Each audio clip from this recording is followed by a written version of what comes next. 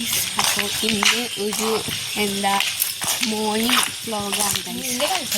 ഞങ്ങൾ കനാലിക്ക് പോവുകയാണ്. ഓക്കെ, നമുക്ക് കനാലിക്കൊന്നും പോകേണ്ട ആവശ്യമില്ല.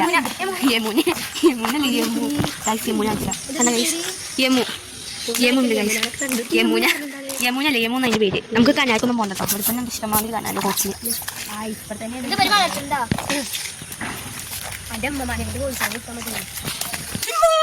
കുട്ടികൾ കൊണ്ടുപോകും. ഇല്ലട്ടോ. ഏയ് നമുക്ക് ഇവിടെ തന്നെ ഈ രണ്ടും ഉണ്ടായിരുന്നു. Correct sound.